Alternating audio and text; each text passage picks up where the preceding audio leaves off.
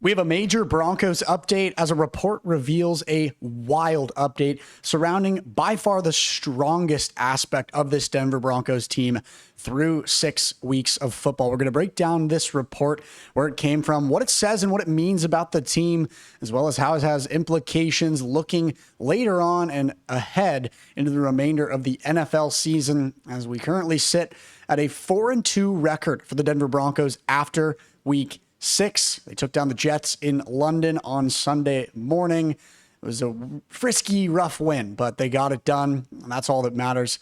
In the words of Sean Payton this last weekend after his press conference in London, a win is a win. They are hard to come by in the NFL, which is something that I actually agree with pretty strongly as far as the NFL and the Denver Broncos go for getting another win. Before we dive into this report, I want to remind you guys to make sure you subscribe to Broncos Digest here on YouTube. 96% of our viewers every single day not subscribed to the channel. How crazy is that, you guys? If you are a part of that 96%, get that changed yesterday. Subscribe to the channel. Join the best possible source for Denver Broncos news and updates. And also, if you want to listen to Broncos Digest, anywhere that you listen to your podcasts, Apple Podcasts, Spotify, any of those platforms like that, you can listen to this channel right here on any of those platforms. If you're on the go, if you're working out, if you're doing anything that requires you to have earbuds in and you want to just listen to Broncos Digest, we've got you covered. So go check it out at those podcast platforms. All right. Without further ado, let's start with diving into some quotes from this last weekend. Some of the people on the Broncos defense speaking out regarding how they felt about the performance for the Denver Broncos, because it segues into this wild report that we are breaking down today on Broncos Digest. Starting off with the reigning defensive player of the year, Patrick Surtain II. And this is all on how well the Broncos defense played against the New York Jets, essentially not allowing a single offensive point for the Jets, and a lot of other crazy stats, which we'll dive into later on in the video. But Patrick Surtain said it was honestly pretty crazy. I was just sitting back watching and being a fan of it. I mean, Patrick Surtain, obviously a part of the Broncos secondary, playing in the backfield. He just enjoyed watching essentially every other play in his eyes, seeing the Broncos sack Justin Fields and the New York Jets. It was a really strong performance, and he was proud to be a part of it. He was happy to be a part of it, and he was very impressed with what he was seeing. And then Nik Bonitto, who actually this report primarily revolves around him, and he also played a huge role in the success that the Broncos had yesterday. But he loves the way that they were rushing. Obviously, this quote today being the game against the Jets. I love the way we were rushing today. I love the way we were blitzing. Everyone is just doing their part to make plays. And that, folks, is why the Broncos are playing so well. That is why they are thriving defensively as a team right now, which segues into the report we are talking about today. So Nik Bonitto came out and spoke on training camp and how grueling it is, and how the way that Sean Payton runs preseason day-to-day stuff and runs training camp, that is the primary reason that the Broncos are able to get gritty wins like that and play such unreal defense. Bonitto agreed, emphasizing how grueling training camp put on by Sean Payton set the tone for their resurgence this season. He said it was 100% the reason. How camp was run, it was the craziest I've ever been a part of. That's saying something from somebody who's now making a case to be this year's defensive player of the year. That's always going to make us tougher as a team. Bonitto also said that not Bonitto. Sean Payton said that building that callus for the team, that's what he's doing. That's what he's intending to do. Even though we may have had a slow start, it's really starting to show as far as the grit and the dedication and the abilities and the potential of this team. The foundation that they're forming is starting to define the Broncos' identity, one that relies on suffocating defense and relentless effort in every single matchup that they have. Obviously, we just talked about it at the beginning of the episode. The Broncos defense carried the day, recording 9 sacks on the Jets quarterback Justin Fields, holding New York to just -10 net passing yards. That is one of the lowest totals in modern NFL history. The Jets' points came entirely from field goals and a ridiculous safety from Garrett Bowles That mistake will get taken care of immediately by Sean Payton. But Denver's pass rush dictated the tempo of the game from start to finish, no doubt about it. For Sean Payton, this victory is part of a larger culture shift that he's trying to instill in his team ever since his arrival in Denver, ever since he's been coaching here for the Broncos. It's rooted in physicality. It's rooted in mental toughness. According to linebacker Nik Bonitto, the demanding approach is finally paying its dividends. And that is the report that we're talking about, in which that Nik Bonitto having the confidence to come out and speak on how grueling training camp is and how much of an effect that had on now how the Broncos are playing throughout the year.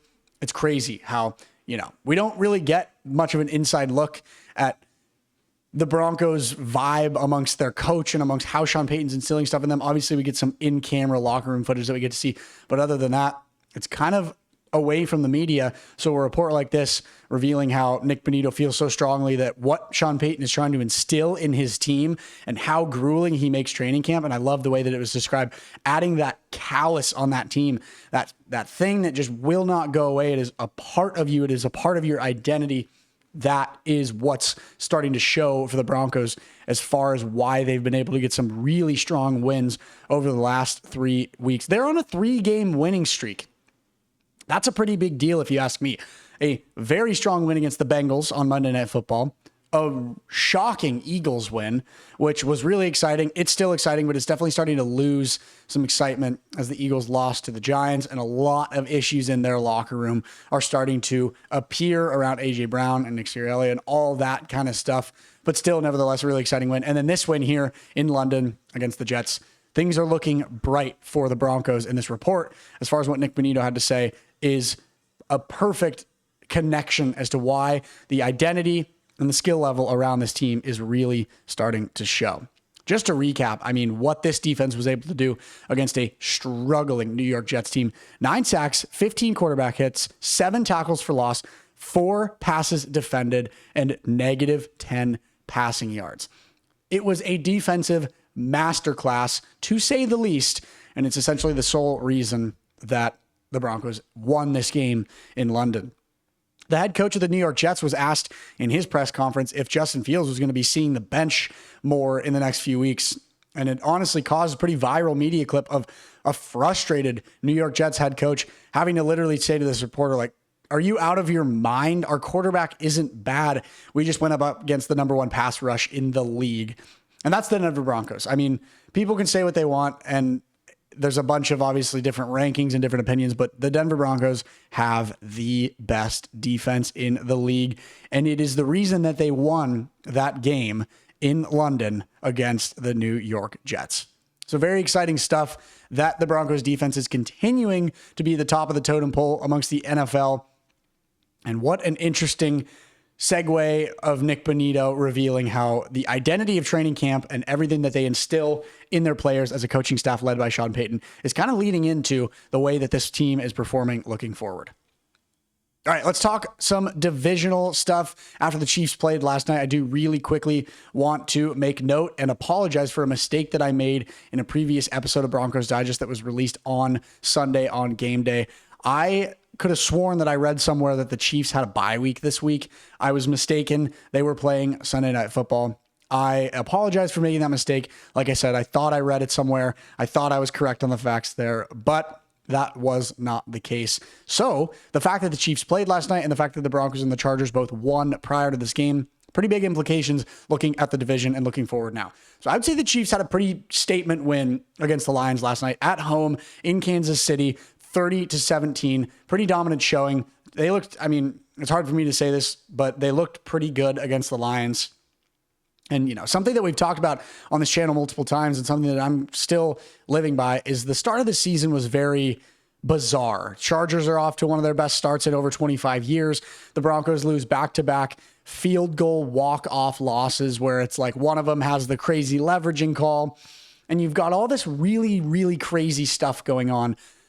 100% by this time, we are being pulled back down to reality. Everything's kind of setting back in as far as what the expectation should be for this division and just for the AFC in general. And one of those one of those realities is that the Chiefs are getting back into their routine. They had a rough start. They started out 0-2. Everybody was saying, the Chiefs dynasty is over.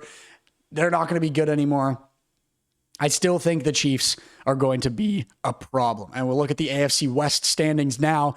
The Broncos and the Chargers have outright first place tied, with both teams having a 4-2 record. The Chargers narrowly beating the Dolphins by 2 points yesterday, and the Broncos, of course, beating the New York Jets. And then the Chiefs now, watch out. They are crawling their way back up to relevant within the AFC West. The Raiders, they beat the worst team in the league, the Tennessee Titans, and the Titans fired their head coach this morning. So that, I don't really count that. I'm not worried about the Raiders at all. No offense to Las Vegas fans, but long way to go for you guys.